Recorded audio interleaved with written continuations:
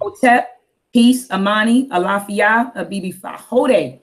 This is your girl, Dr. Oya Ma'at, coming before you with another powerful presentation. I had with me Brother Kofi from the Sesh Mejunetta. I hope, am I pronouncing it correctly, Brother Kofi? The Seshu, the Mesh, the Seshu,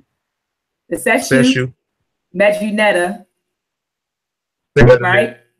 Seshu Ma'a. Excellent. And this is the group that's spearheaded by Brother Wujawu from the Amara Squad. Is that correct? Mm-hmm. Excellent. So I have with me Brother Kofi, and today he's going to present a powerful presentation on the real history before Thanksgiving. And so this is a powerful presentation. I know that many of us today are sitting back and we're stuffing our faces with turkey and ham, and we're saying that this is a day of thanks. Is it really a day of thanks, or is it a day of mourning? In my opinion, I think that today is a day of mourning, because what are we really celebrating here? We're celebrating the genocide of a group of people.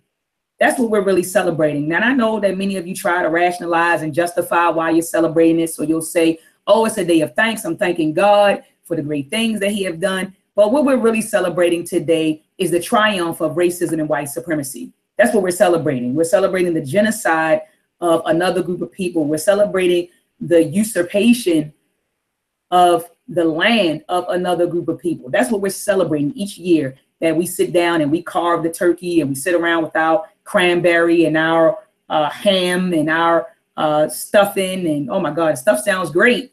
But what are we really celebrating? And should non-Europeans celebrate Thanksgiving? So now that we know that when you're celebrating Thanksgiving, you're celebrating the genocide of another group of people, and you're also celebrating the triumph of racism and white supremacy. Should we celebrate that? Should non-Europeans celebrate that? That question by reading an excerpt from Breaking the Chains of Psychological Slavery by Dr. Na'im Akbar on 6-38. He's talking about celebration time, right? And I want to read this to you, all right, before we get started. So celebration time, he says that the popular music group Kool and the Gang popularized this song in the early 80s. Even though they were singing about a rather transitory party experience, the lyrics captures the imperative of a more generic process that is necessary to remove the chains of mental slavery. We must learn to comfortably celebrate ourselves. Now, when we partake in Thanksgiving, when we partake in Christmas, even Cinco de Mayo or Easter, are we celebrating ourselves, or are we celebrating another group of people? We're celebrating another group of people. So anyway, he said we must learn to comfortably celebrate ourselves. Self-celebration, we again emphasize, take the degradation of others. It does not unapologetically sing the greatness. It does, unapologetically sing the greatness of our accomplishments and special blessings to the world. It tells each generation something valuable of the value of the fabric from which they are made. Cultures and institutions put considerable resources into creating images and opportunities to sing the praise of their accomplishments. So when we out here, when we go out here and we're celebrating Thanksgiving, we're celebrating the accomplishments of Europeans. And what was that accomplishment? The genocide of a group of people and a usurpation of the land of Native Americans. That's what we're celebrating. So he says that when we celebrate, it tells each generation something about the value of the fabric from which they're made. Cultures and institutions put considerable resources into creating images and opportunities to sing the praise of their accomplishments. This process is an essential part of maintaining a free mind, but it becomes even more fundamental in freeing a captive mind, all right? Clearly, one of the major strategies for enslaving the mind was the degradation of the Black African self. The story of natural Black inferiority and ugliness were constant stories told to destroy the worth of the Black mind. The fantasies of African backwardness as incapable of technological development and characterized by superstitious and humanely regressive acts of cannibalism and savagery were all constructed in Tarzan stories, Little Black Sambo images, and thousands of derogatory ideas and illustrations to destroy the Black person's self-image and to further the idea of Black incompetence and deficiency. Celebration then is healing. If Europeans can comfortably identify themselves with every image from Santa Claus to the Son of God in order to celebrate who they are, why shouldn't we find images, both real and imagined, that communicate to Black African people something about our potential greatness? Perhaps Kwanzaa is not an actual African holiday, but why wouldn't we have a week-long celebration that brings pride and dignity to our culture? Why shouldn't the entire nation stop on the second Monday in January to celebrate the battle for human dignity by Martin Luther King? If Black people decide to call an assembly of 1 million Black men in Washington, D.C., because this book was written in the 1990s, he said on Monday in October 1995, then why question the celebration, such celebration, since the very structure of the city of D.C. so emphatically celebrates the greatness of European American accomplishments? The hundreds of statues, museums, galleries, libraries, plaques, and monuments which blanket the city consistently celebrate the greatness of being a European American. All right. So he says that, you know, when we celebrate these holidays, these European holidays, that we are reinforcing the greatness of European people, not African people. So should African people celebrate it? Absolutely not. But I'm not going to go into, he does a chapter, like a whole entire subsection on this. I could read this for probably another 5 or 10 minutes, but I really want to get to the presentation.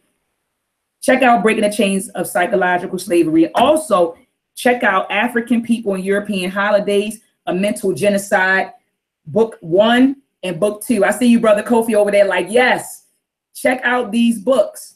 All right. African People and European Holidays, A Mental Genocide.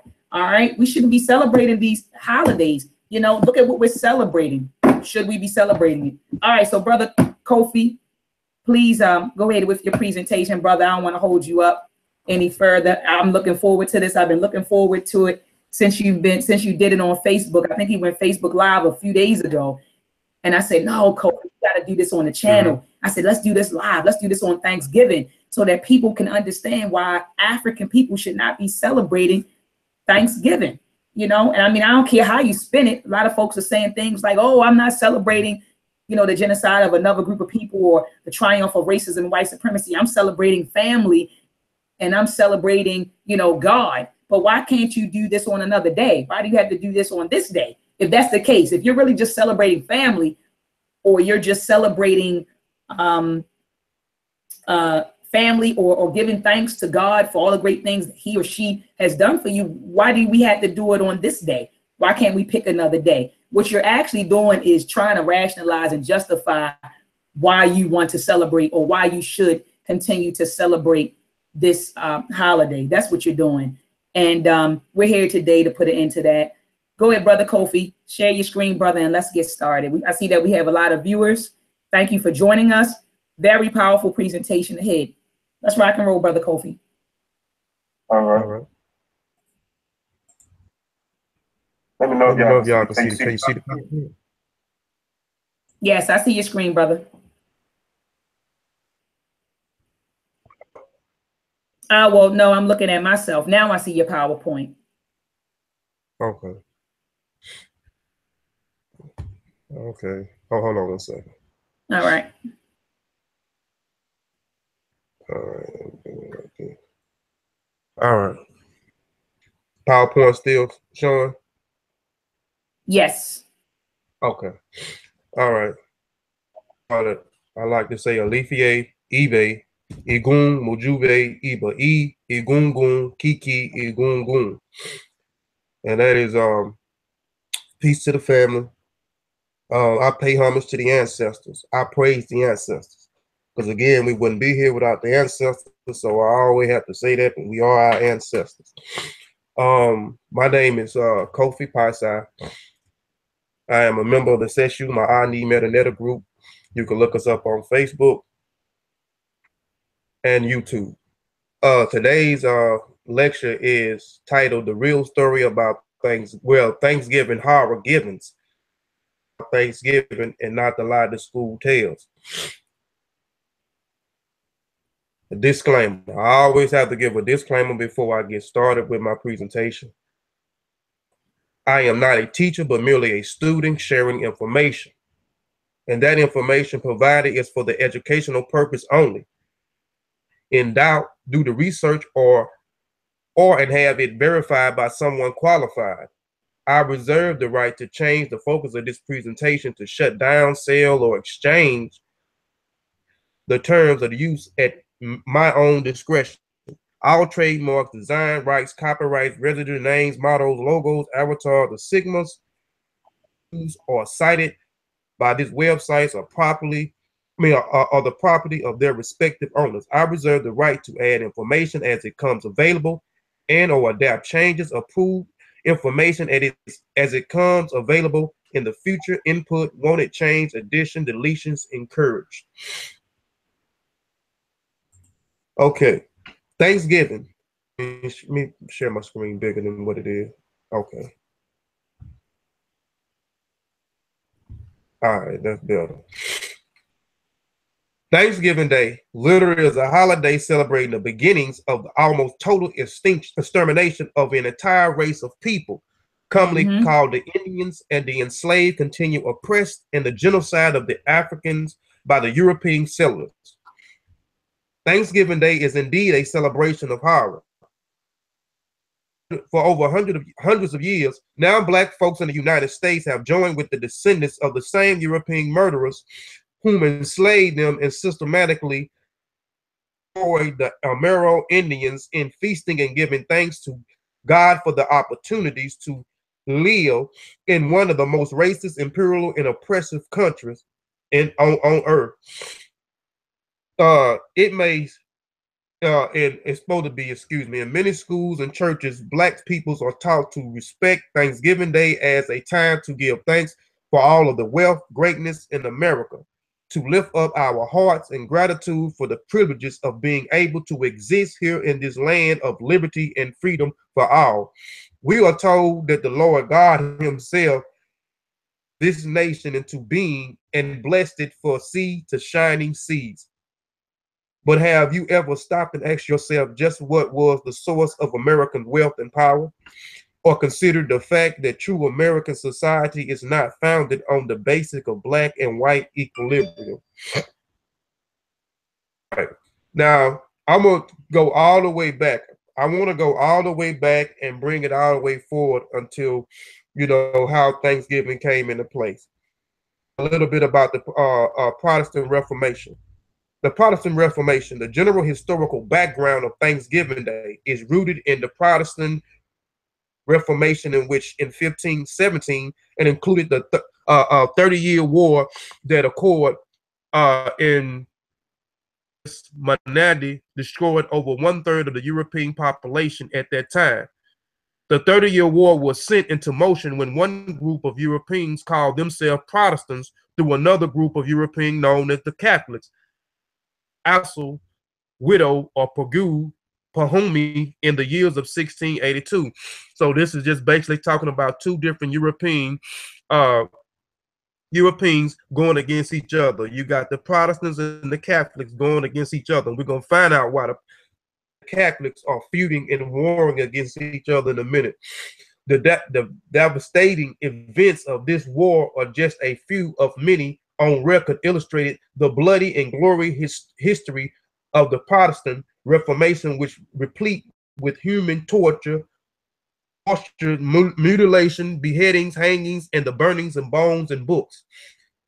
The fetish spirit demonstrated in the Protestant Reformation was further taken to the heights of the grossest expression through the most hideous and ignominious atrocities ever committed by one race against another. The European slave trade, the horrifying bondage of the Africans by the demons like descendants of the previous pilgrims in the New World. It is a story so steeped in the magnitude of its evil, it defies accuracy description. Upon settling North America, the ultra superstition Puritans of the New England set themselves to witch hunting and the tortures of the Indians, while the remainders of the so-called Pilgrim Fathers to the south in thieving democracy failed upon the indigenous inhabitants of that region. The Americans' founding fathers engrossed themselves in the importance of kidnapping Africans and forcing the same to be built in a country for them. Also see here that not only did they come in and damn near genocide the the so-called Indian, but they also went back and kidnapped our ancestors and brought them over here, as well as genocide the Indians and shipped them off. The beginning of the Protestant Reformation, when viewed from an African historical perspective for what it really was, is seen as a struggle between the German Anglo and the Roman Latins hold the economic control and political power over all of Europe and eventually the world. Therefore, as an African people, we must understand that it is the study of this conflict we are observing one brand of European nationalism striving with another brand of European nationalism. I just spoke about that while ago in the other slide about the and the Protestant warring against each other, two European or two Europals, nations warring against each other. Of the European history, the church and the state were one as a ruling power, and even today, ecclesiastic institution mimicked by the Negro carbon copies, while sometimes denying it, work hand in hand with the white ruling class. Now, this fella here is Henry VIII. Now, this is where all of this Protestant stuff took place. Which we're going to read, this individual started Protestant Christianity. He broke away. He was the England king who broke away from Rome, broke away from the Catholic Church. You'll see what he broke away from, his own denomination of Christianity, which branched other denominations out of Christianity that came from Protestant. King Henry VIII, 1509 to 1547. The Protestant Reformation, that those protested against the Roman papacy and proclaimed themselves to be purified religion, commonly misnomer Christianity, begins to gain recognition by the state when Henry VIII fantasized that it could be a vehicle to help achieve his personal aims. The primary one being to divorce his present wife, Catherine of Aragon, and marry a young. The fulfillment of the desire, it became necessary for Henry VIII to renounce the Roman papacy, the Pope of Rome, and declare himself sole protector and supreme head of the church and clergy. This he did because the Pope had refused to grant him his divorce. An angelic church of England and appointed Thomas Cranmer as the Archbishop of the Canterbury of the center of England would be a religious worship. So you can see, Brother Kofi, I just had to interject because I'm like blown away. So you mean to tell me that the Protestant church, which was founded by Henry VIII, right? It came about because he was upset because the Catholic Pope did not grant him a divorce. That's why we have Protestantism today. Yes, that's why we have Protestantism. Yeah, that's it. Wow. Because okay, keep going. I'm blown away. Keep going. Yeah. Okay. And you will see what he do to all of this he done. You will see what he do to his wife later on, his new wife. But anyway, let's get back to it. The new ecclesiastic head of the gratitude under Henry commonly quickly annulled the marriage of Catherine, where upon Henry VIII married Anne Boleyn, who bore him a notorious Queen Elizabeth I. Move on the part of Henry VIII broke the power denomination that Rome had held over England for centuries. To further secure his newly political and evangelistic, obeyed the annual paying or tribute to the Pope, thus diverting the huge sum of money which had formerly been sent from England to Rome into his personal royal coffer. Henry disposed of all of the monasteries and convents in England and confiscated their land. So this was well received by the general populace, since these so-called Holy Communion were generally regarded as an economic waste of hovel and gross immorality and debauchery. Here is his daughter here. This is Queen Mary. We're gonna get into why they call her Bloody Mary. After a brief reign of hold up, Brother Kofu. Remember when we were kids, we used to say Bloody Mary? Do you remember, like, it was a game and yes. you had to look in the mirror and they would say, if you say Bloody Mary 3 times, she would appear. Right. Do you remember? But all of these things, do you get what's going on, Brother Kofi? Like, all of these things have been passed down. These names have been passed down from generation to generation, you know, from us playing Marco Polo when we were kids, Bloody Mary when we were kids, and we don't understand where these things come from. You get what I'm saying? Right. But now we see. Go ahead and continue, brother. Okay. Well, after a brief reign of Edward the Sixth, which was her brother, we'll see what happened to him. He, through political, was lethally poisoned at the age of 16. Mary Tudor, the daughter of Henry VIII, and his estranged wife Catherine, succeeded her half-brother to the throne of England. Being a devotee Catholic, that is pro-Roman, Mary set about revising the reform put into motion by the English Parliament and her father Henry VIII, which had politically and economically separated the English church from Rome. As a result, over 300 Protestant leaders, including Archbishop Thomas Cranmer, thus earning for the hapless monarchy the name Bloody Mary. The destination gave rise to the English termination of the bloody that and the popularization as a well-known vodka and tomato juice mixture. We know about the vodka and tomato juice, what they call the Bloody Mary, and also what Dr. Oyama was talking about earlier about the Bloody Mary. You know, this is where these things come from. And we can see here, Queen Mary, her father, you know, started the Protestant Christianity due to divorcing him from his wife, Catherine, which is Catherine's daughter here, Queen Mary. And she was a devout Catholic. And once she descended to the throne, she went in and killed 300 some Protestants, including the Archbishop Thomas Cranmer, who her father got him to be the archbishop and over the Angelic Church.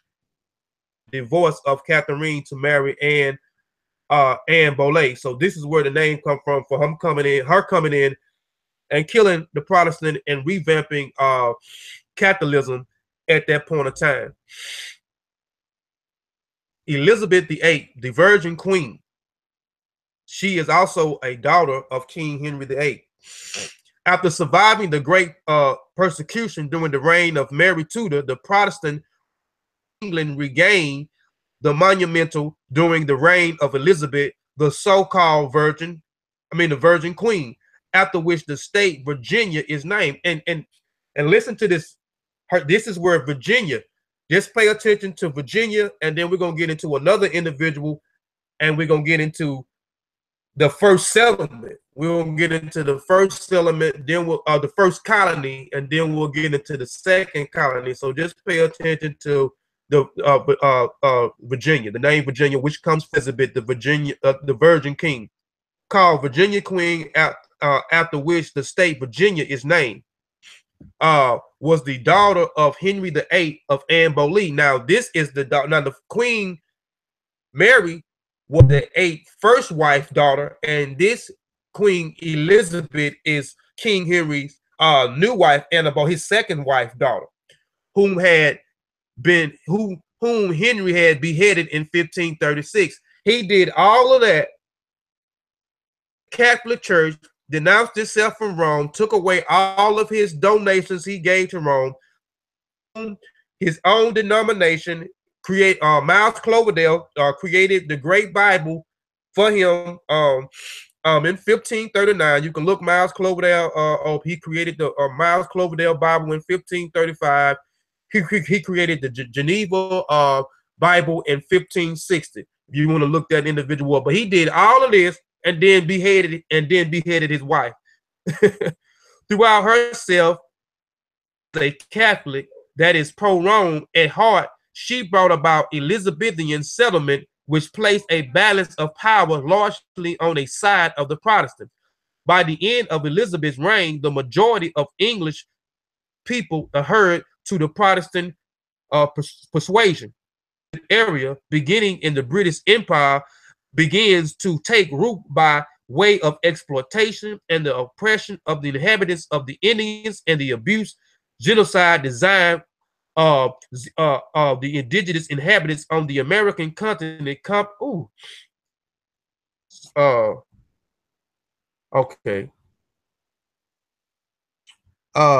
Continent commonly known as Indians, under the guidance of good Queen Bess. The English came into America on the heels of the Portuguese and became the most prolific slavers in the modern history. In 1562, an Englishman, John Hawkinson, who later was to win fame as a naval commander, took 100 men in 3 ships. Partly by others' means, captured 300 Africans in Northwest Africa and carried them straight away to the establishment of the West, whereby they were literally worked to death in the tobacco, coffee, and cane fields, being forced to labor 20 or more hours a day for months on end. This led to the establishment of the British East Indian Company, 600, and the accumulation of the English economic wealth. Okay, so Kofu, Brother Kofu. Go ahead. Yeah, Sir John Hopkins, that was also the European dude that brought us over on a ship named Jesus. Is that correct? That's correct, and I'm finna talk about that a little bit right here. We'll see where he get the funding from. So listen to where he get the funding from. The profits from the slaving made by John Hawkins was so impressive. Elizabeth the first became interested in providing as part of her investment a ship named Jesus. According to Dr. Walter Hawkins, left with the ship named Jesus to steal some more Africans and return to England with such dividends that the Queen Elizabeth made him a knight. Hawkins shook coat of arms, a representation of an African in chains. So you can see right here that she funded, she invested in these ships.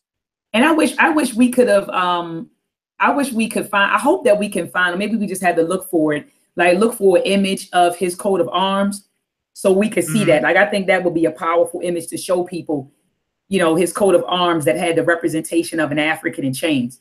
I wonder if that's available online. I'm gonna look for that while you continue your presentation. All right. Okay, now this guy here, as I stated in my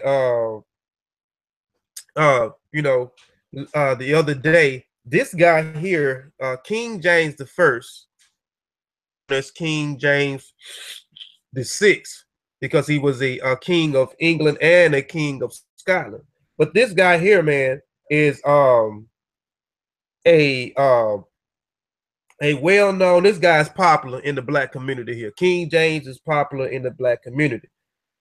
What homes you go into in the black community, you gonna have a King James Bible in the home. I don't care what black, this guy is popular. And you can quote something from that book, King James Version of the Bible.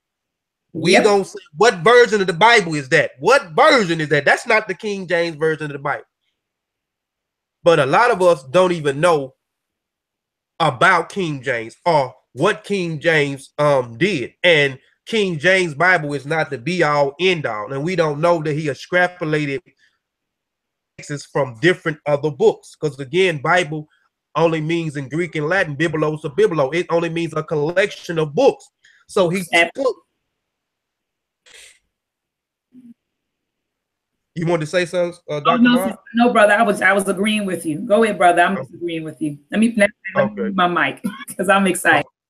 Okay. So again, this guy is, I'm telling you, this guy is popular in our in our community. And we don't have a clue about this individual.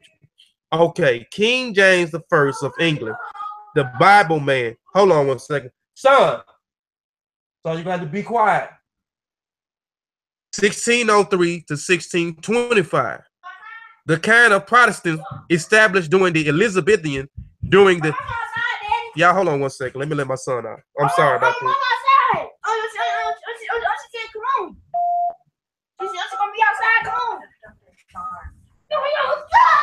Son, go get your stuff so you can go. Go get your shoes on. Sorry about that, y'all. My son finna get ready to leave me.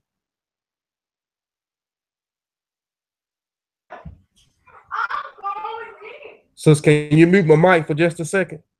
You said go ahead and mute your mic for just a second? Yeah, just a second. I'm finna get my son, his mother finna pick him up. Just okay, well, I'll read the slide that you have up since you already have it up. All right. Okay. All right. So it says the kind of Protestantism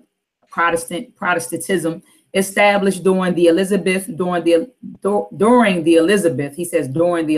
era was sufficient to satisfy all Protestants, for they felt that it retained too much of the Roman papal dogma. As a result, they developed another group of religious radicals who came to be known as the Party of the Puritans. I know you guys heard of the Puritans, but instead of reading this slide, I want to show you guys a book that I think that everyone should have in their possession. It's a book that talks about the King James Version. I know that before the brother went off to deal with his son, he talked about King James and the King James Bible. But many of us have the King James Bible in our homes and don't understand how the King James Bible came about. So let me grab this book. My bookshelf is literally to my left. Let me grab it so I can show you guys a great book that you should read. Great book, easy book. It's a great book. It's an easy book. It's called Manifold Greatness, The Making of the King James Bible. I read this book in its entirety. And if you want to understand the history of the King James Bible, how it came about, please get this book. It's a wonderful read. It's an easy read. And this book is packed with a lot of information, the making of the King James Bible. So it goes into everything. I mean, virtually everything. And as you can see, I have a lot of stuff highlighted. I combed through this entire book. So if you're trying to understand the King James Version Bible or how it came about, the origins of it or the history of it, please get this book, Manifold Greatness, The Making of the King James Bible. Wonderful book to have, okay? I don't want to read his slide. Brother Kofu, are you back?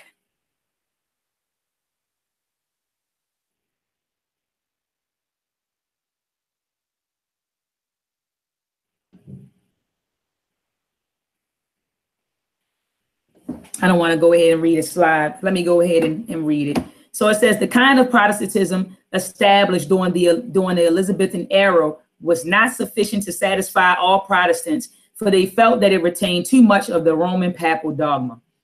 Some people say papal, some people say papal. Okay. As a result, there developed another group of religious radicals who came to be known as the Party of the Puritans.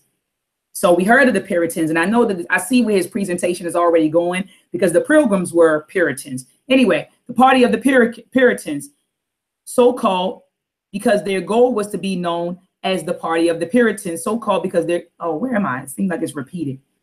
So-called because their goal, blah, blah, blah. Okay, so they were called this because their goal was to purify the English church of all the vestiges of Roman Catholicism. The group was further divided into essentially three basic schools of thought: the Methodist Episcopal Church, the Presbyterian Church, and the Congregational Church. So now, I mean, it seems like this brother is really getting into why we have these different sets of Protestants or Protestant churches. So you got the Baptist, you got Methodist, you got Presbyterian, you got Congregational. But anyway, it says all of these European institutions eventually found their way to America. When James Stuart came to the throne, in 1603. Some 1,000 Puritan leaders of the Church of England petitioned him to inaugurate the reforms they advocated. And again, the stuff that he's talking about right now, you know, the Puritans going before, you know, in this, and even how the King James Version of the Bible came about. This book talks about that. You had the Puritans, and yeah, people that were Puritans, people who were Catholics, and they were saying that we need a new Bible. All right. So anyway, this is a great book that will touch on that. So it says right here, when James Stuart came to the throne, 1,000 Puritan leaders of the Church of England petitioned him to inaugurate the reforms they advocated. He refused. An era of persecution broke out. To avoid this persecution, many of the Puritans went to Holland and later migrated to America. So now we're getting into the story of the Pilgrims coming over to America. During the reign of King James I, as the brother said, not only was he known as the first, he's also known as the sixth because he ruled England and he also ruled Scotland. Any act of worship conducted in a manner other than that prescribed by the Church of England was forbidden by law on the pain of fine, imprisonment, and harassment. Because of the intensity of the persecution of one group of Europeans with a certain religious philosophy against another group of Europeans of a different persuasion, it says the latter began to sojourn to Holland, which led one historian to designate them as pilgrims. All right. So I see how the brother put his presentation together. If you notice, he started with the reformation, right, of the church. And so he detailed to you the split. How did Protestant come about? So, okay, initially, everyone was under Catholicism. So people were practicing, you know, Catholicism. And then it went from that to the Reformation, where you had the split and you had the Protestant. And then even within the Protestant church, there was, you know, a split, right? And we see that these out of this came the Puritans, and these were the people who migrated to the Americans that we call the Pilgrims. All right, Brother Kofi, are you back, brother? Oh, he said, I'm back. You got to unmute me. No, you had to unmute yourself, brother. I can't unmute you. Just go and click it. I can mute you, but I can't unmute you. So click the button right there. Brother Kofi. Yeah, I'm back now. All right, go ahead, continue. Okay, let me blow a presentation back up.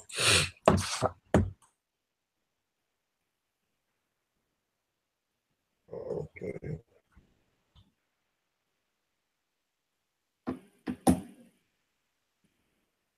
All right.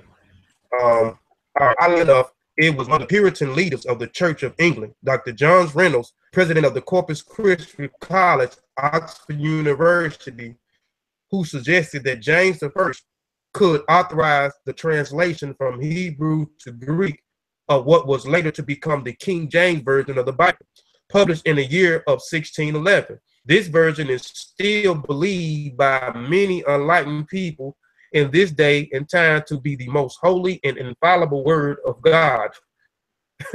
You sure can't tell black folk no different. European empties its jail into the New World. If the English colony were to be people, how could it be?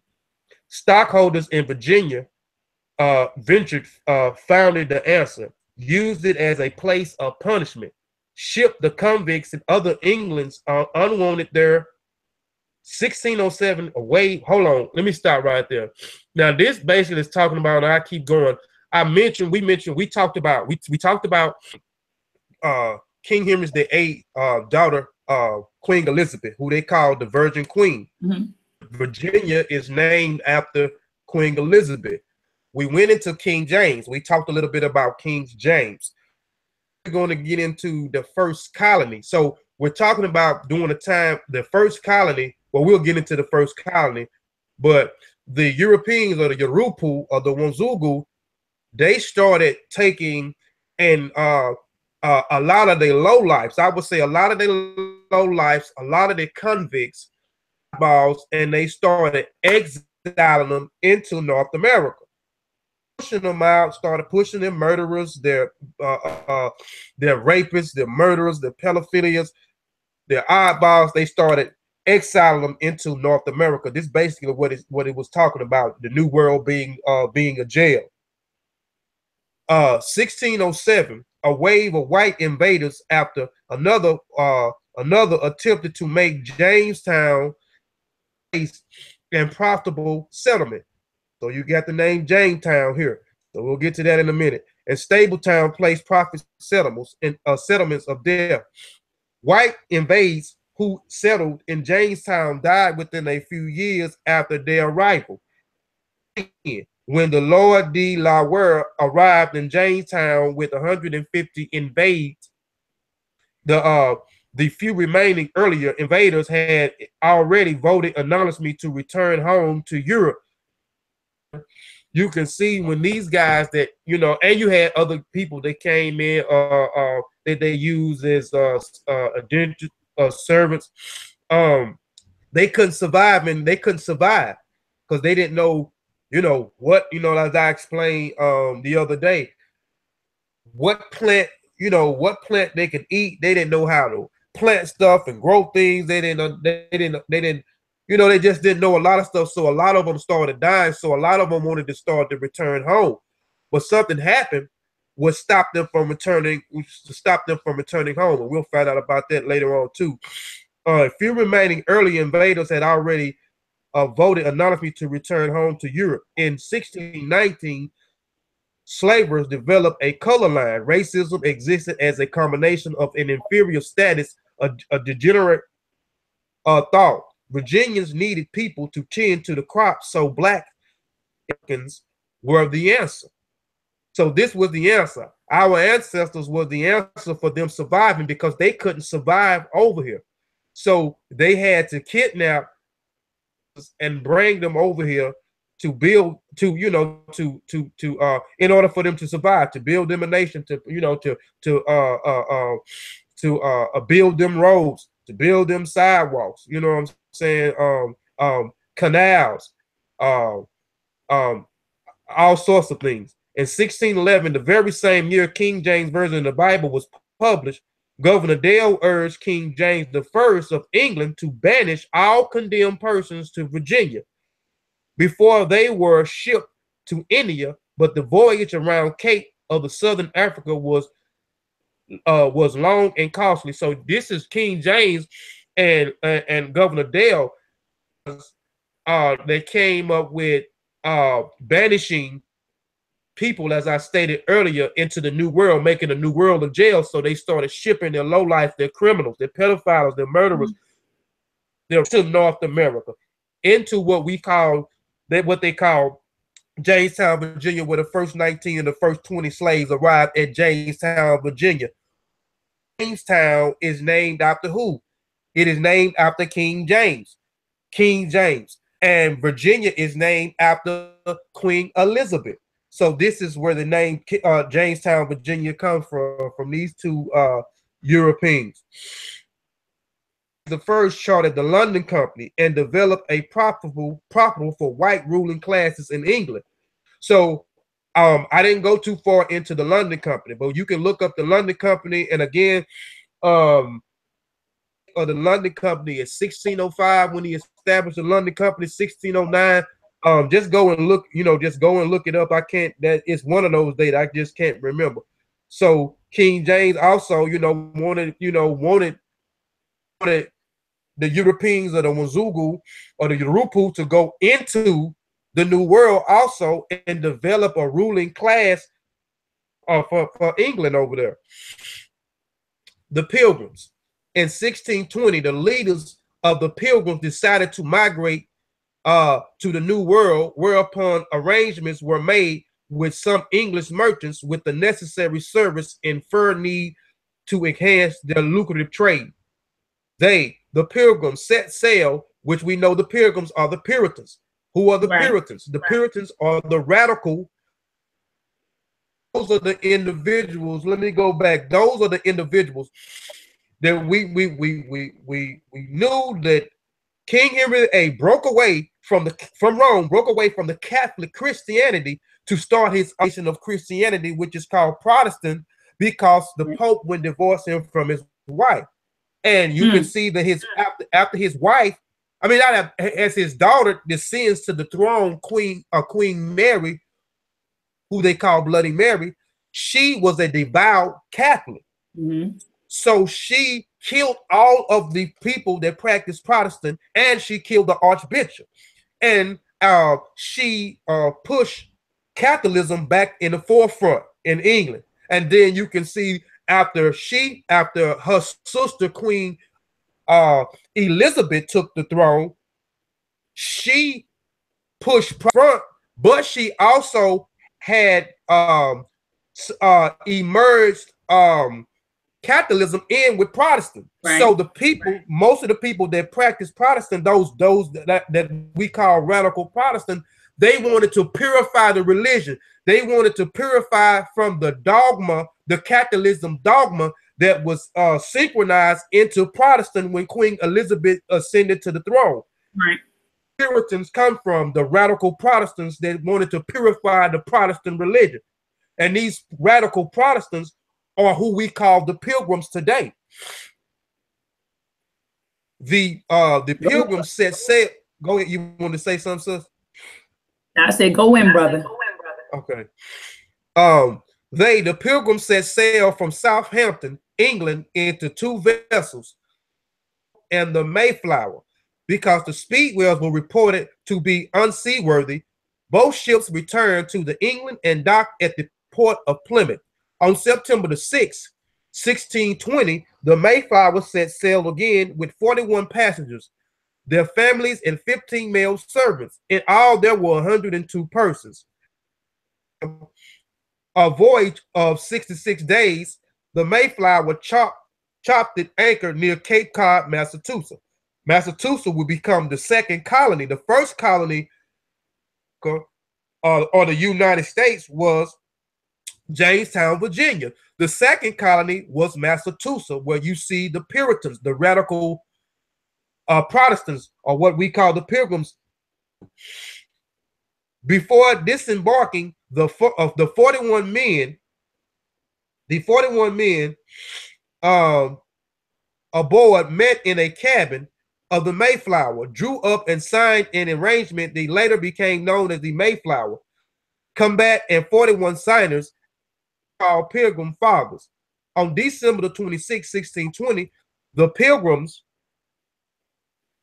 went ashore. Oh, excuse me, y'all. I done lost my place. Hold on. Okay. According to, hold on. Yeah, you're right. On December the 26th, 1620. Okay. The Pilgrims went ashore. Keep going, brother. On December the 26th, 1620, the Pilgrims went ashore according to the American traditions, and the Pilgrims, upon the disembarkment of the Mayflower, stepped upon a large boulder, memorizing the U.S. Folklore as Plymouth Rock. The first winter in the New World was indeed a severe one for the Pilgrims, who, while dwelling in the crude huts, resorted to sell fish and water for food. Built a square log house with a flat roof on it, which they placed 6 small cannons and repelled, so it said, any possible attack by the Indians. Spring of the following year, they were visited by the indigenous inhabitants of the land of the Red Man. Some of these Indian brothers had learned to speak a little of the English language from European fishermen who had ventured into their coast. The American Indians were very friendly, hospitable to the intrusion settlers, and taught them how to plant corn and how to fish. Little did they know that this human courtesy would in time be bitterly regretted by untold millions of red men suffering. On it again. Let me keep my hand. I'm sorry, y'all. I keep putting my hand on this thing.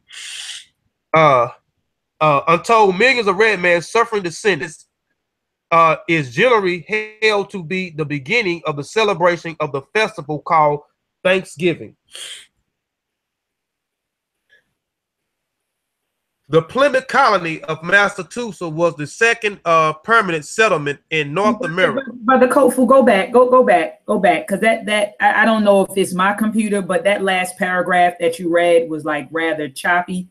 And I didn't catch the last paragraph. So the first winter in the New World was indeed a severe one for the Pilgrims, who, while dwelling in crude huts, resorted to shellfish and water for food. At this time, they built a square log house with a flat roof on which they placed 6 small cannons to repel, so it said, any possible attack by the Indians. In the spring of the following year, they were visited by the indigenous inhabitants of the land, the Red Mans. Some of these Indian brothers had learned to speak a little of the English language from European fishermen who had ventured into their coast. These Amerindians were very friendly and hospitable to the intruding settlers and taught them how to plant corn, and where and how to fish. Little did they know this human courtesy would in time be bitterly regretted by untold millions of the Red Man's suffering descendants. This incident is generally held to be the beginning of the celebration of the festival holiday called Thanksgiving. Okay, it was like that. That entire paragraph was kind of like choppy, but go ahead, brother. Okay, can you hear me clearly? Am I clear? Yeah, you're clear. It's a little choppy. It might be my computer. I'll ask some folks in the chat room, but I just, it wasn't that last paragraph. I felt it was very powerful, but it was kind of like, I know you clicked the button a few times and went to different slides, then went back. And I really wanted the viewers to understand the origin of Thanksgiving and where that came about. So I wanted to reread that paragraph. So go ahead, please continue, brother. Okay. The Plymouth colony of Massachusetts was the second permanent settlement in North America, the first having been established in Jamestown, Virginia in the year of 1607, which we talked about that. King James and another individual started throwing away a lot of their criminals into at that point. The settlement named so far James I of England and stated in honor of Elizabeth, I refer to as the Virgin Queen, because she never married. These facts are important to us as a people because 1 year before the Mayflower, in the month of August 1619, 20 Africans aboarded an English ship disguised as a Dutchman. 0 wars were exchanged Virginia for food. In the year of 1624, a black man and black woman, Anthony and Isabella, gave birth to a boy. The first African slave was born in the English colony. To this fact, for the point of clarification, because Brother Malcolm once said, some of us think we came here on the Mayflower.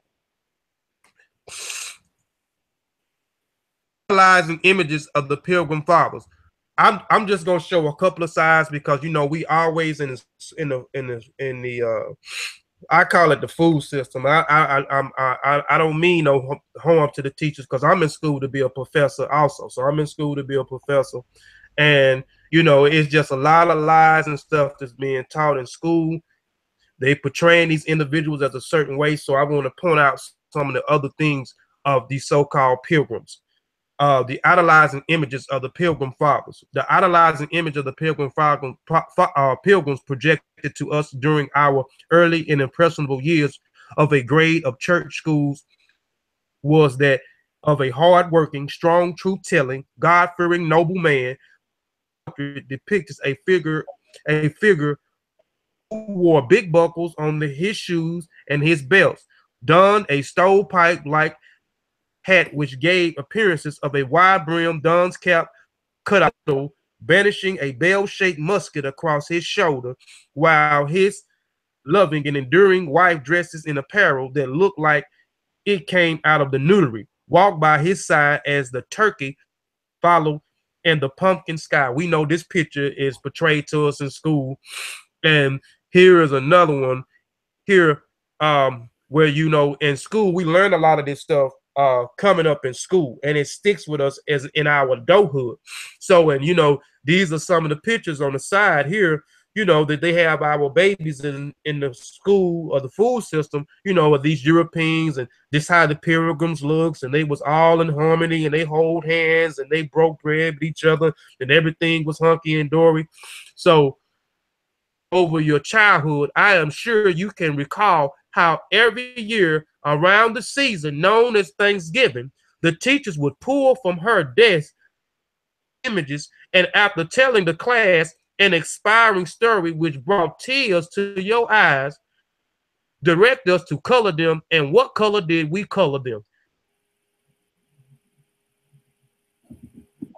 Blonde, a bird, a hair, blue-eyed, and pale face was provide us by the school for this purpose was a pale shade, labeled flesh colors.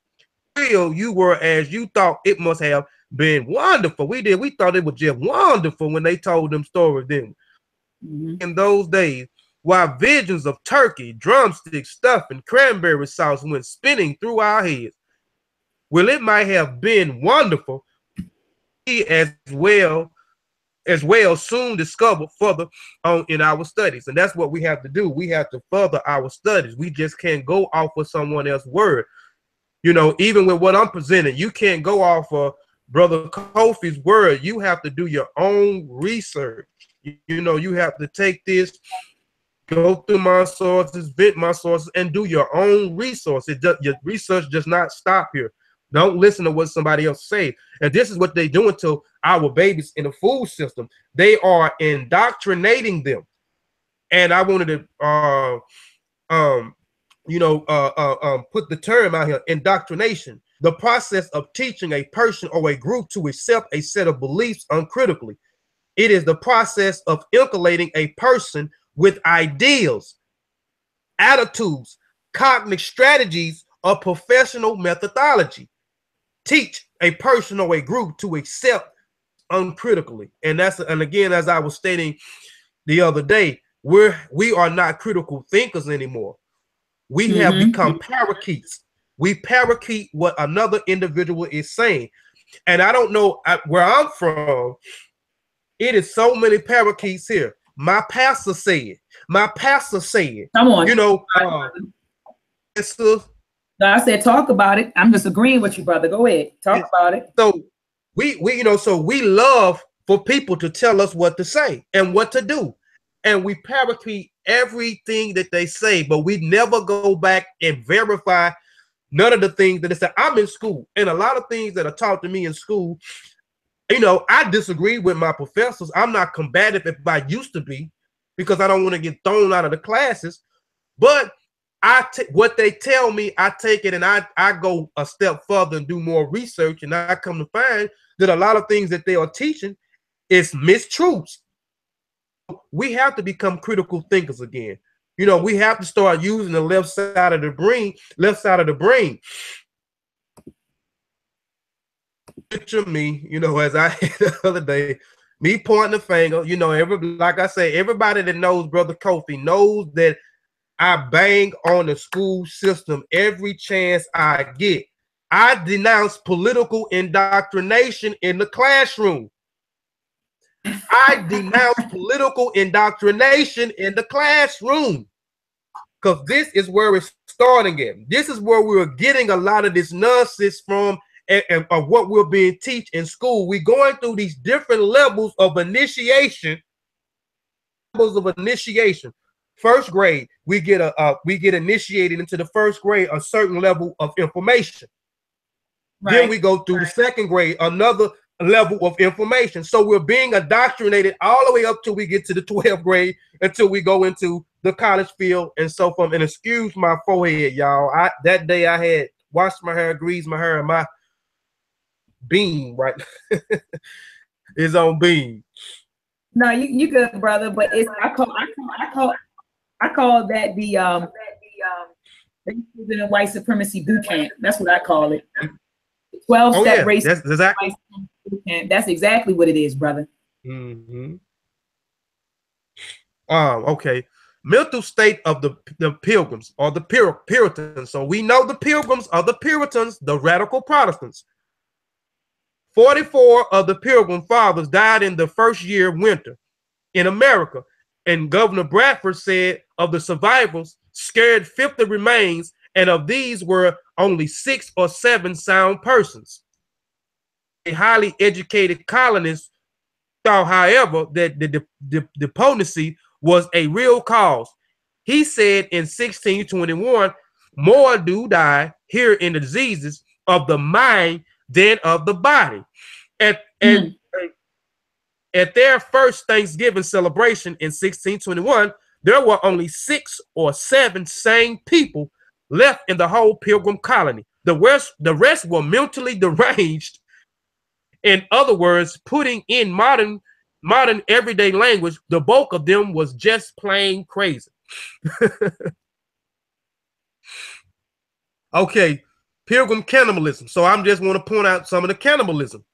Captain John Smith, 1580 to 1631, wrote, "So great was our famine, a savage were slewed and buried. The poor sort took him up again and ate him, and so did the divers one another, boiled and stewed, and amongst the rest did kill his wife, powered her, and had eaten parts of her." Now, you can see, and we were talking about earlier, when these folks came in, you know, when they pushed a lot of individuals that went into North America, went into Jamestown, Virginia, they wanted to return back to Europe because they was dying off. They wasn't able to survive until they went in and kidnapped our ancestors. So during this time, they couldn't survive, and it was a famine, and they didn't know how to plant things and grow things. They didn't know what plant they could eat. They could die from these things. So they started eating each other. You know what I'm saying? They started eating, but they don't teach you this in the food system, that these individuals cannibal. Let's learn some other things about them. Pilgrims as drunks and sodomites. Even the early pilgrims of the New England, through very peevish or were forced to appear, were all the hardworking, very desirable characters we have been led to believe. Governor Bradford was writing in 1642 of the severity of the punishment in his colony, said, and yet all this could not suppress. And I'm reading things from Governor Bradley. These are his accounts. I'm reading from his accounts, from his writings of what he's seen, what went on in his colony. We are getting it firsthand from him, from in his colony. Bradford writing in 1642, a severity in the punishment in his colony, all this could not suppress the breaking out of sundry notorious sins, especially drunkenness and uncleanness. We know they was unclean, and we go back to Queen Elizabeth, and we go back to Queen Ferdinand.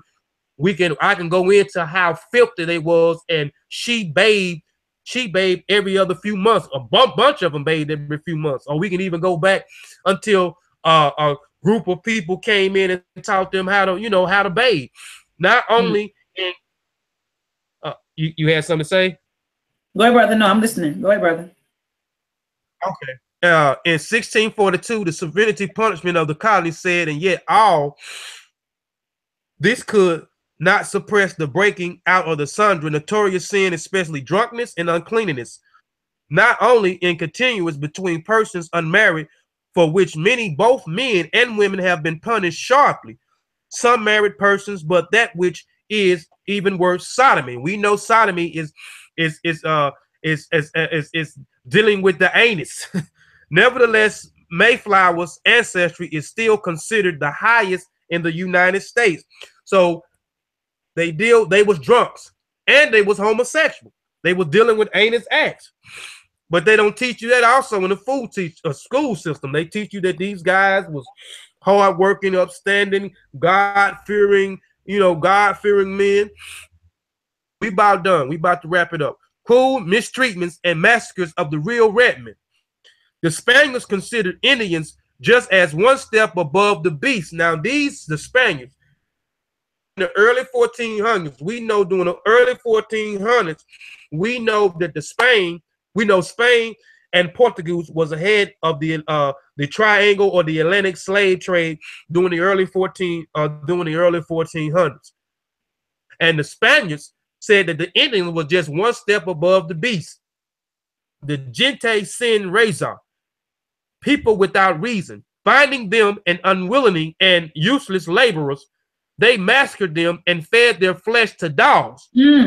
Lacasa accounted of this is one of the most horrifying of all documents, one man's inhumanity to man. They even sent Indians to be sold in Europe, the West Indies, and Africa.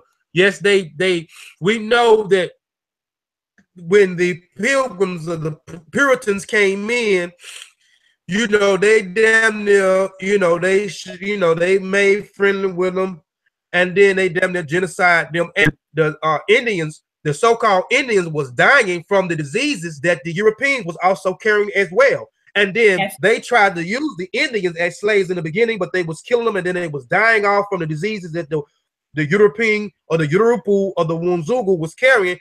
Then they started trafficking them. You know, it's a such thing as the Indian slave trade. Look up the Indian slave trade. Look up the trade of furs. So you know, just look that up. But they started shipping the Native Americans into Europe. They started shipping them in the West Indies and also in the West.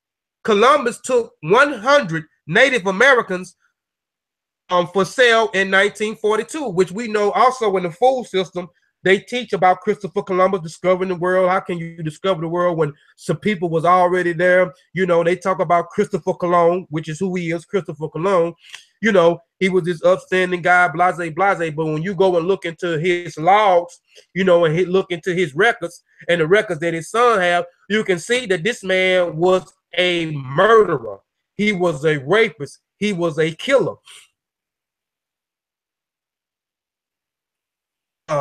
Native American to Europe itself in 1492. And he was also a student, you know, of Prince Henry the Navigator. Look up Prince Henry the Navigator during the early 1400s.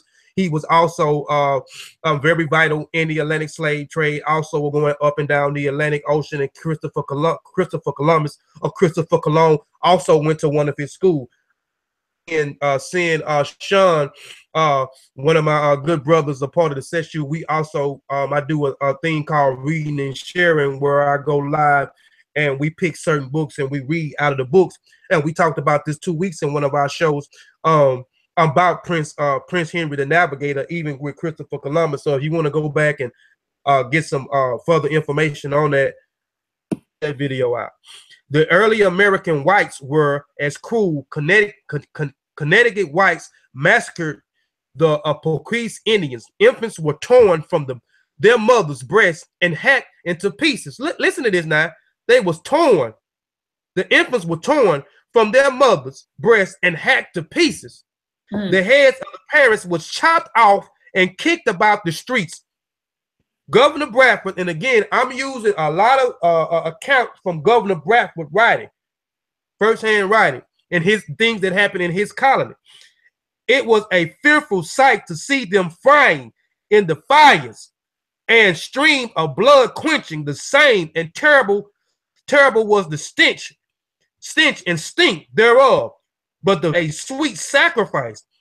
And they, the whites, gave praise thereof to God. Upon finding that the Indians could not stand up under the overwhelming strenuous labor forces upon him, the early trespass settlers in America, Bishop Lacasas, a name more vile to the African than Hitler, to the so-called Jews, recommended the King of Spain and Pope of the Roman Catholic Church, the Africans, be kidnapped from their homeland and sent as slaves to work in a place red man. We also talked about this in my reading and sharing. We talked about Bishop Bartholomew Lacasa a little bit and who he worked for. We know he worked for Queen Elizabeth and Queen Ferdinand during the during the 1400s. You know, they issued out the king issued out edict also for them to legalize the kidnapping of slaves.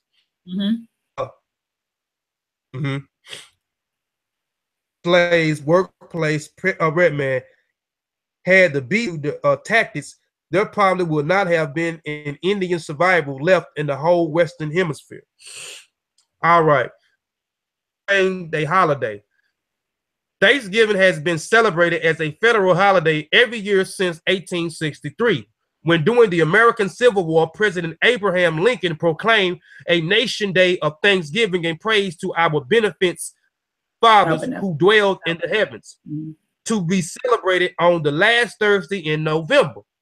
The fourth Thursday of November remained the annual day of Thanksgiving from 1863 until 1939. Then, the tail end of the Depression, the President Franklin D. Roosevelt, hoping to boost the economics by providing shoppers and merchants a few extra days to conduct business between Thanksgiving and Christmas holidays, moving Thanksgiving to November the 3rd Thursday. Let me stop there.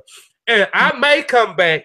I possibly may come back on Christmas, because I want to tie in a lot of what he said here.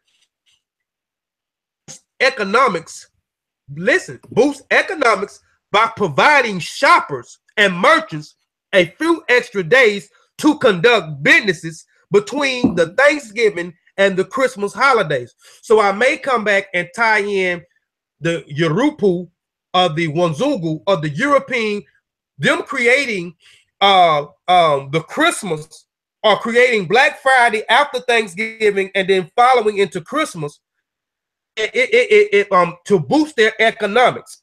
And Christmas is tied into their economics. So I may come back and do something with that, even, you know, show you where Christmas come from, and even Christmas being banned over here in the United States. And then later on in the early 1900s, you have some states started to practice Christmas, and then later on other states took on until it became widespread again. But Christmas was illegal over here, but they made Christmas legal for their economic growth. So I may do something on that. Too. Let's do it, brother. I welcome you back, brother. Please do it. Do something on more back. Okay. Well, I'll do something on it. In 1941, however, Roosevelt bowed to Congress, insisting that the fourth Thursday of November be reset permanently without alteration as an official Thanksgiving Day. So we know Thanksgiving, started on the fourth the fourth. Go ahead. Something I wasn't going to interrupt you. Oh no, go ahead. I was looking at this. Oh, okay.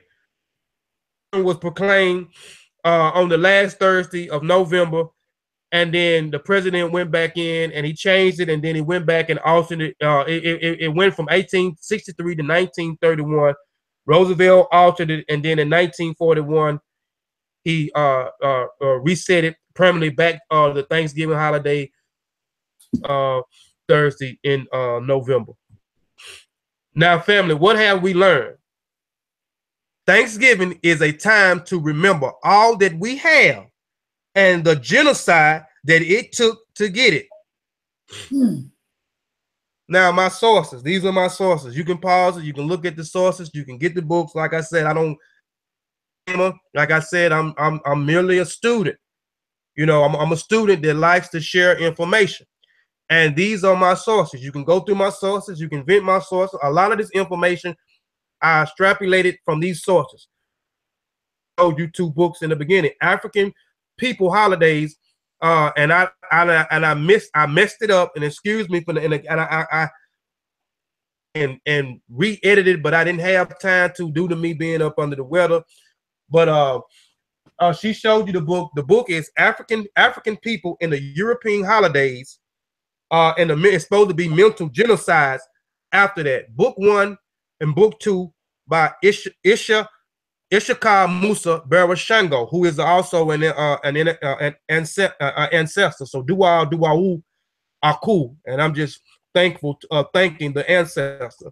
The outline United States historical development of 1492 present by Dakota Kilimanjaro PhD. So we know who Dakota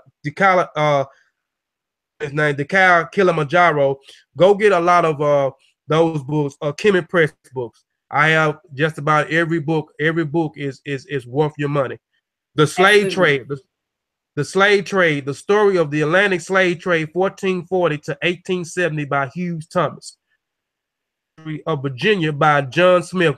All these books here I own, and I have read those books thoroughly. The links to different articles I read. Article I read on the Protestant, a little bit on the Protestant Reformation, and other 2 articles that's dealing with the Indians, or the so-called Indians, having diseases from the Wazungu and then carried off into West Africa. I mean, carried off into Europe, the West Indies, and into Africa. So you can pause it. You can get these these sources, my resources out there. You can go through them. You can vent their sources. Buy the books. Are excellent reads. The articles at the bottom, you can go in the articles, look at the articles. The articles are excellent reads as well. So that concludes my presentation. Appreciate you all for joining in, looking at my presentation. Thank you, Dr. Oyama Art, for allowing me to come on to your platform, which is a platform. I don't look at many YouTube channels, but your platform is a platform I look at, and I was so excited. I was like a little kid. I'm under the weather. I said it wasn't going to stop me. I couldn't sleep last night because I'm coming on your platform today. So thank you, brother. I appreciate your words, and I appreciate you coming on the platform. You know, I know that yesterday when we spoke, you said, sis, you said, I'm feeling under the weather. You said, but I'm definitely coming on tomorrow. So brother, I appreciate your presence. I appreciate your research. I think you did a phenomenal presentation, and you gave a lot of information, and you did it again under the weather. So I thank you. I thank you for taking time out of your life to put together a presentation to inform us on the origins of these European holidays that we have been indoctrinated to celebrate. So I thank you, Brother Kofu, for your research, for your time, for your energy, and for your presence. Please pick up this book, African People in European Holidays and Mental Genocide, book 1 and 2. A lot of the stuff that he covered in the book, when he talked about the reformation of the church and Bloody Mary, Elizabeth I, Queen Elizabeth I, James I of England, the Pilgrims, the idealized image of the Pilgrim Fathers, right? The mental state of the Pilgrims, pilgrim cannibalism, the Pilgrims as drunks and sodomites, the lazy pilgrims who stole from the Indians. A lot of this stuff is in, the cruel mistreatment and massacre of the Red Man. Europe empties its jails into the New World. A lot of the stuff that he covered in his presentation, you can find in this book. This is a wonderful book. Before we leave, family, and I thank you for coming on this on this day to be with us. So we're going to close out in exactly 2 minutes. I just want to read this first page out of Brother Bershango's book. The first page to you as an African person. He calls Thanksgiving, he says it's a misgiving day. So he said Thanksgiving Day literally is a holiday celebrating the beginnings of the almost total extermination of an entire race of people, commonly called Indians, and the enslavement, continued oppression, and genocide of the African by European settlers. In the succeeding pages of this study, we will observe that Thanksgiving Day is indeed a celebration of horrors.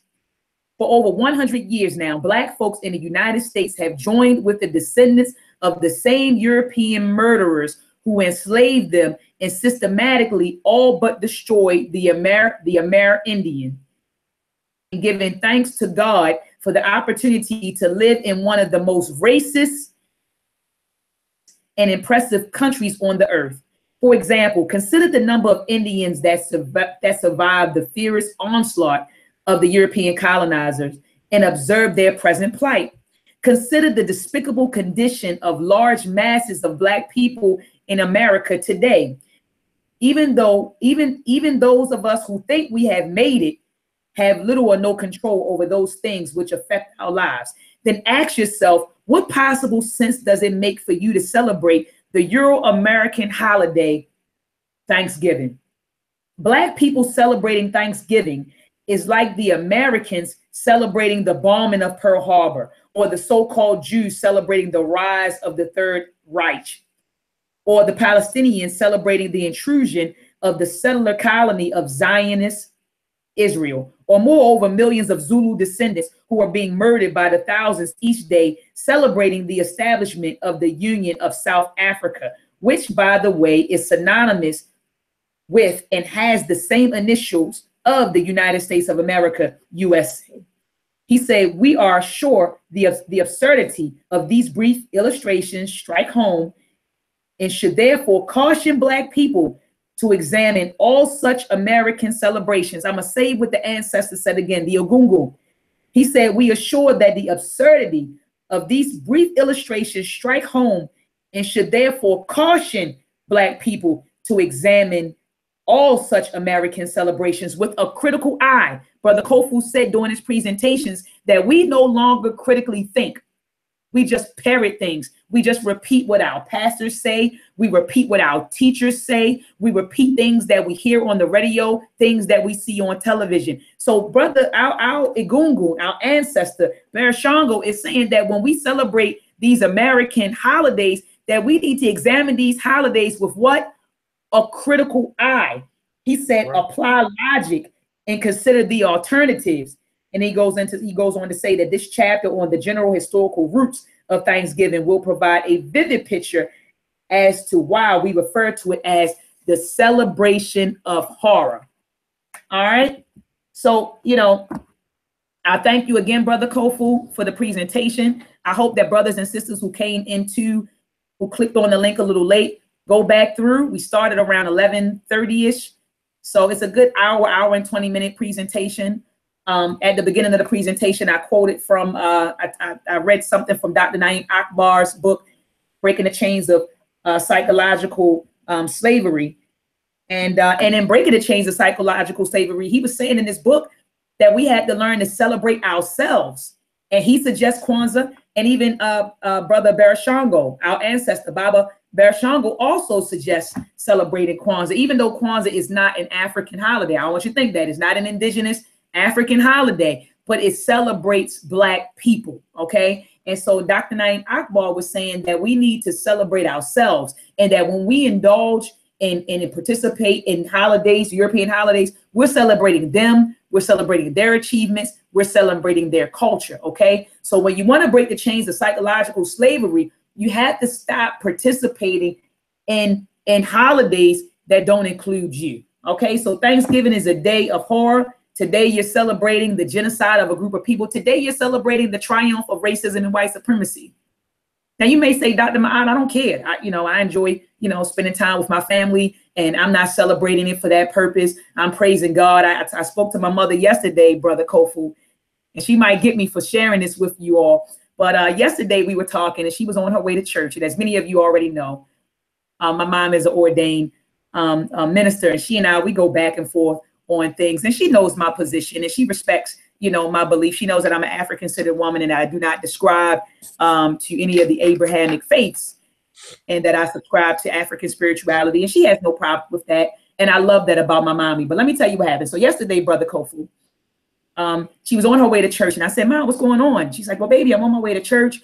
We're going to have a Thanksgiving church service, and where we're going to just thank God for all the things that he has done. And I said, well, Mom, does it have to be called a Thanksgiving service? Like, can't you guys call it something else and thank God at another time? Like, why is it, why is it, surrounded, or why is it centered around Thanksgiving?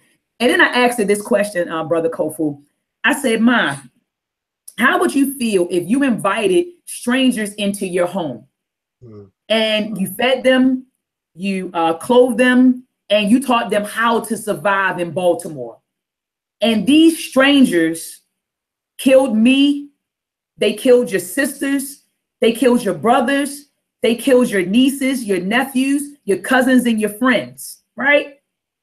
And I said, and then would you feel comfortable, or do you think that it's okay for someone to then come along and say, let me celebrate the day that she met those strangers?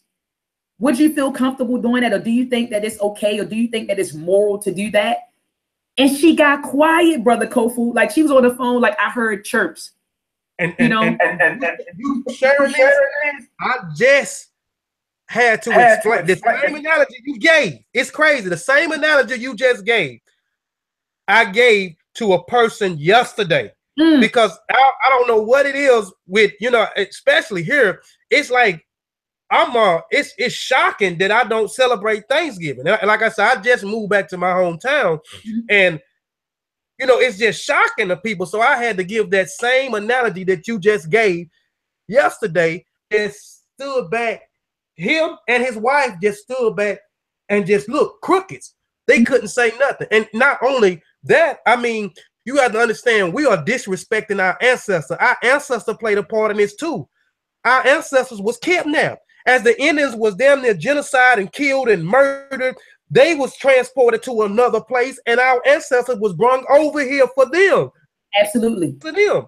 So we are disrespect. We are celebrating the genocide of another group of people and the enslavement and the horror and the murdering of our ancestors. Absolutely. So that's why I don't participate in it. My thing is, when you know better, you do better. You have to. Ashe. So again, I'm not going to hold the family. I see we got some folks in the chat room. Thank you for joining us. We will be back to discuss. You said you're coming back to discuss Christmas, right? Back and do Christmas. I'm gonna tie it in with the with the economics. I'm gonna tie it in with the with economics. So, you know, but you know what? And I tied in. You said you go ahead. I'm sorry. Go ahead, brother. You said you're going to also tie it in with economics and what else? Oh, just tie it in with economics and then show them where it come from, what year it was banned and why it was banned, and then what states began to practice it legally, and then why it became legal, which we touched on a little bit in the presentation. You know, for the economic growth, for the economic power, the states picking it up, and then it's spreading, and then it becoming a worldwide holiday again in the late 1900s. Excellent. And family, I know that today, after you finish carving your turkey, because Brother Kofu, I'm sure that they're going to be brothers and sisters who's going to look at this presentation and they're like, man, look, I don't care what Dr. Ma'at and Brother Kofu are saying. They're like, I'm going to go spend some time with my family. I could care less. You know, I'm not celebrating it for that purpose. You know, we always justify and rationalize why we want to continue to do something. You know what I mean? And so, but anyway, please, family, I know that tomorrow is Black Friday. Please spend your money with a Black owned and operated company. Like, I'm so glad, Brother Kofu, you brought up economics. Even today, after you finish eating, I know that they started, remember Black Friday, the Black Friday sales didn't start until midnight, and now they start Thanksgiving night. Go out and catch a sale and grab a TV if you need one, or grab some electronics if you need, you know, some. I'm not saying don't do that. But what I am saying that we as a people need to begin to practice group economics. Right now, Black people in this country are third-class citizens. We're third-class citizens. If you all you had to do is just Google the racial wealth divide or racial wealth gap, and you'll see that Europeans or whites own the majority, or they're, I mean, I don't even want to say they're 10 times more wealthier than us, but just go look at, just research the racial wealth gap. And you'll see the difference between whites, Blacks, and Hispanics. Hispanics now have more than us. So we are third-class citizens. And Dr. Claude Anderson, last Saturday, he was in Baltimore, and he said that if we don't begin to practice group economics with the Arabs coming over and the Asians coming over, he said in the next few years, Black people will be fifth-class citizens here in the United States of America. So I'm not trying, I know folks want to go out and they got that itch, they want to go spending. Spend your money with your own people, okay? Let me give you something. Go ahead, brother. We out brother there? Kofi? Yeah, we out there? Go ahead, brother. Oh, no, I was just saying what you talking about. I inserted a piece off of Race First yesterday on my page. And talking about the same thing you talking about with the economics and, you know, us supporting. I was just trying to tell people, you know, just to go out, if you're going to go out and participate in the sales, go out and buy from your own. You know, stop making other people wealthy. Stop making the rich richer. Stop letting them pass down generational wealth to their families, and we're not passing generational wealth down to our family. So go out and support those small Black-owned businesses doing the sale. If you got to drive a little further, drive a little further. If you have to drive a little further, but go and support those Black-owned businesses. Absolutely. And I just want to give them a few suggestions for children. And basically, you're saying stop funding your own oppression, because the same people that we are giving our monies to, like your Walmarts, your Starbucks, your Victoria's Secret, these are the people who are invested in prison labor. So we complain about mass incarceration and we complain about privatized prisons, but we go and give money to the people, and they use our money to go build these institutions that are housing our brothers and our sisters and our babies. So basically, Brother Kofu, you're just saying, look, stop funding your own oppression. You get what I'm saying? Please, y'all, visit tomorrow, between tomorrow and New Year's, visit EdAnimeProductions.com. We'll be having sales for children. Get your children Meltrek, okay? The Meltrek series, which is a hip hop animated series that teaches Black history from a Black perspective. So not only does Meltrek teach history, Meltrek teaches mathematics, it teaches science, it teaches geography. We got to start investing in things, Brother Kofu, that last. You know, when we go out and buy toys for our children, those toys will break or they'll get bored with them. We go buy clothes, they'll outgrow the clothes. You go buy a game station, eventually they'll become bored with the game station, or the game station will break. But knowledge is forever, Brother Kofu. So we got to start investing in things that will last, things that will sustain our babies. Visit EdAnimeProductions.com. This is a Black owned and operated company. Okay, this is a Black owned and operated company. You can get films here. You can purchase storybooks. You can get T-shirts. You can get hoodies. You can get backpacks. Come on over to Ed Anime Productions instead of running out here to your Walmarts and your Targets and the malls to spend your money. Also, please get books by author Akua Agassi. Let me put her name in the Akua Agassi. I think her new website is called Cultural Roots or something like that. Cultural Roots. Let me see. I think it's called Cultural Roots. Oh my gosh, I need the sisters. Oh my gosh, I need her. Akua Agassi. Yes, it's called Cultivated Roots Media. Here it is. Cultivated Roots Media. Support this sister. All right. This is a Cultivated Roots Media. Let me put that in here. She has wonderful books. Cultivated Roots Media. I'm looking for the actual website. Okay. Cultivated Roots Media. Here it is. Cultivated Roots Media. I'm sorry, family, that I didn't have this prepared. All right, home, here's her bookstore, okay? Cultivated Roots Media.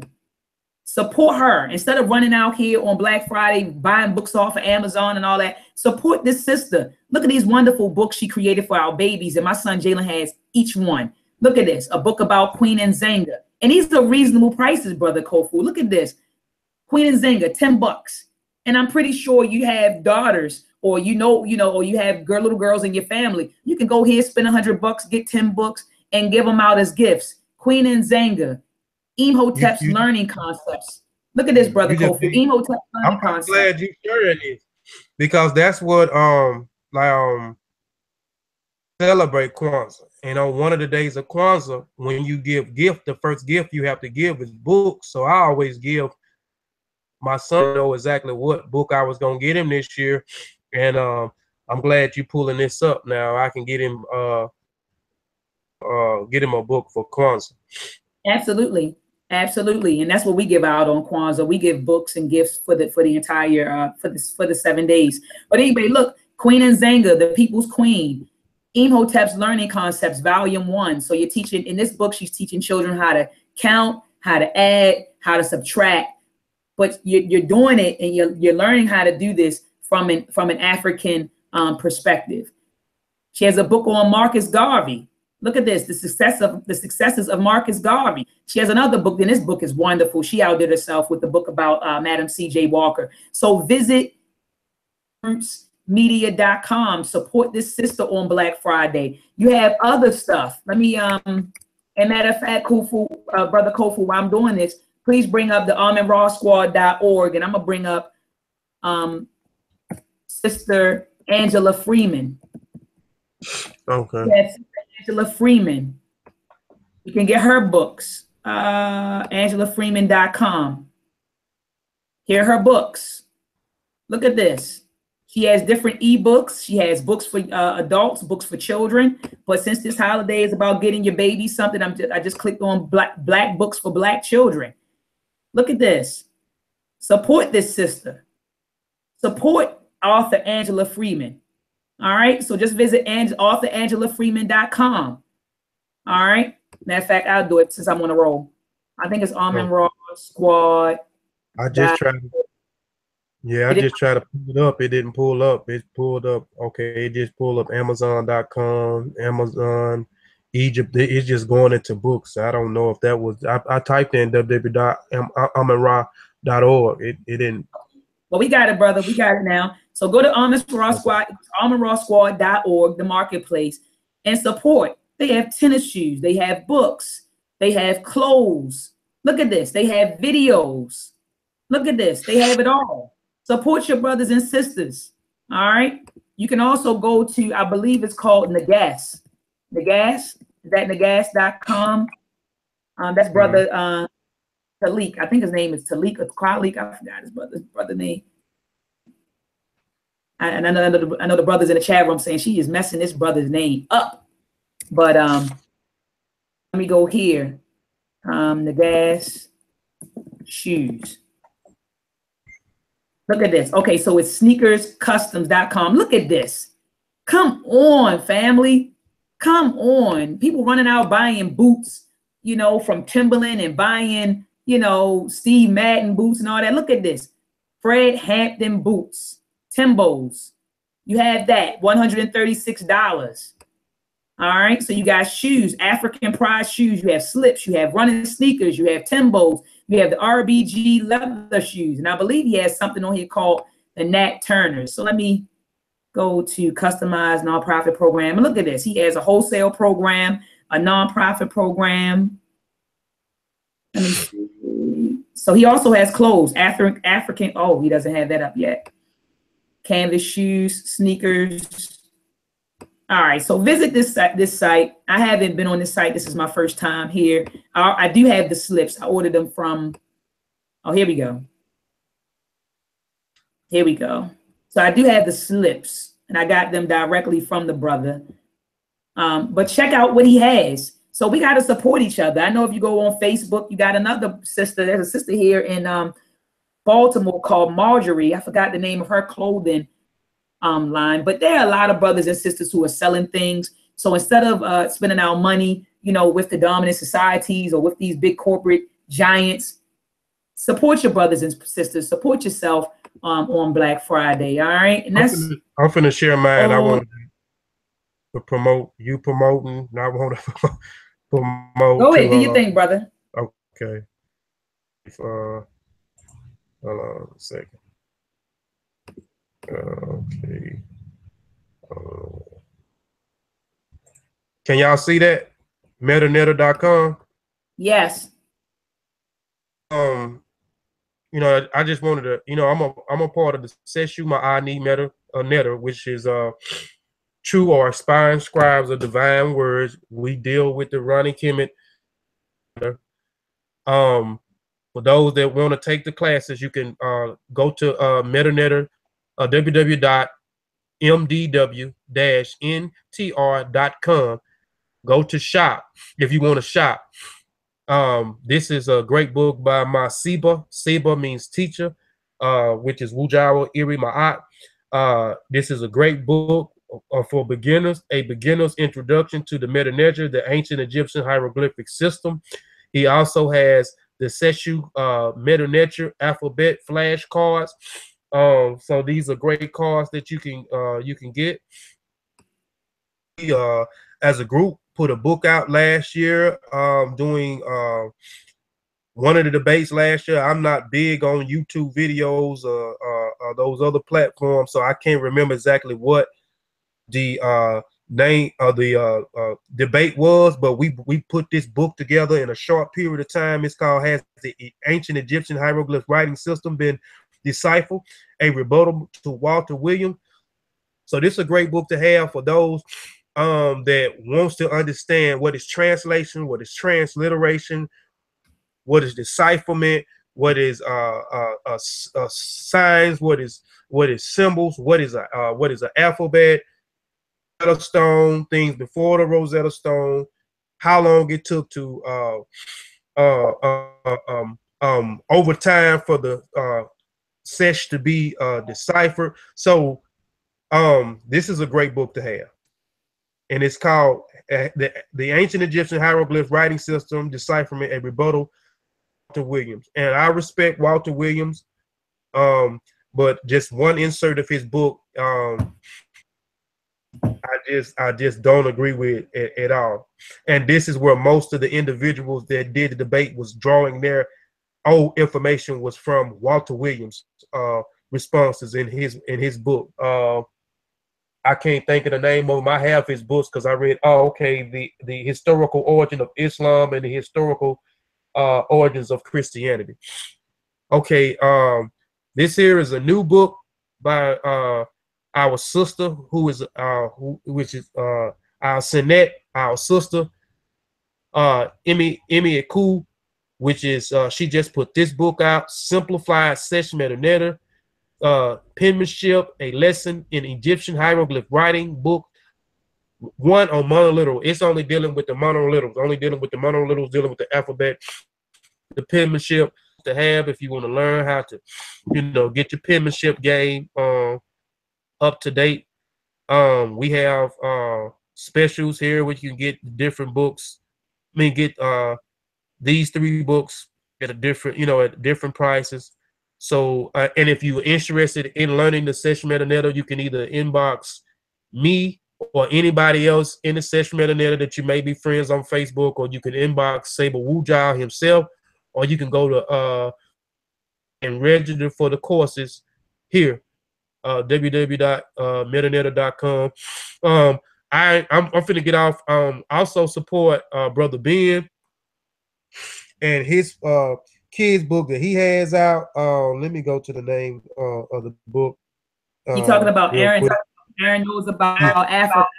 Yeah, Aaron Knows About Africa, and his wife, Perceptions of a Misplaced African. Yeah, volume 1. Yeah, a poetry novel. So go out and support those. And I'm trying to get to her website right now. Brother Doug put it in the chat room, and I'm trying to go to her website. You can get her book. Let me go to her marketplace. You can go to LiliLaPoetespeaks.com. Thank you so much, Brother Doug, for reminding me to big up my sister. So go to LiliLaPoetespeaks.com. As Brother Kofi was saying, you can purchase from here Blueprint for Black Power by Dr. Amos Wilson. We're reading this book for our RAM book club. Every Sunday we meet from 7 p.m. to 9 p.m. Eastern Standard Time right here on this channel. Currently we're in chapter 13 of Blueprint for Black Power. So if you still want to join the book club, you can. You can join exactly at where we are, and then catch up, later on. But she has Blueprint for Black Power in her marketplace. Also, Aaron Knows About Africa. She's also carrying the Meltrek products, and she's also selling her book, the Perceptions of a Misplaced African, Volume 1. She's also working on Volume 2 as we speak. So on Black Friday, you have options, and that was the whole point, Brother Kofu, of us, promoting, like letting our people know that you have options. We have options. Ashe. Also, before we leave, if people want to understand the King James Bible and where it came from, earlier today I showed you guys Manifold Greatness, right? And but I want to show you, this is another great book, God's Secretary by Adam Nicholson. Very great book to read if you want to understand the origins of the King James Bible. David Norton, who I consider an authority on the King James Bible. He has a book called The King James Bible, A Short History from Tinsdale till Today. And I've read all of these books, by the way. And Dave Norton also has another book called The History of the English Bible as Literature. All right. So if you want to understand how the King James Version of the Bible was developed, please check out those books. We're going to close out. Thank you for having us. Any last words, Brother Kofu? I just wanted to show this book right here. We talked about the different denominations. This is a good book to have, the journeys from the text, from the translations, the origins and developments of the Bible. So it has all the origins of the Bible, and it has the individuals that actually created these different denominations. We know the 8, he created the Protestant and the Methodist and so forth, and then it's others, Jehovah's Witness. All these, it's all in this. This is a great book here to have also. Let me see who's the author, brother. I'm trying to look. Paul D. Wagner. Okay, Paul D. Wagner. Excellent, excellent, excellent. So, brother, we'll be back again. We can go live on Christmas if you want. I'm game. We can go live on Christmas and discuss, the origin of the holiday and why Black people, or why Black folks or African folks shouldn't celebrate Christmas. So, if you want to go live Christmas morning, I'm game for that too. Oh, that's fine. That's fine with me. Okay. That's fine. So we're getting ready to close out. Have a wonderful day. Peace and Black power. Alethea.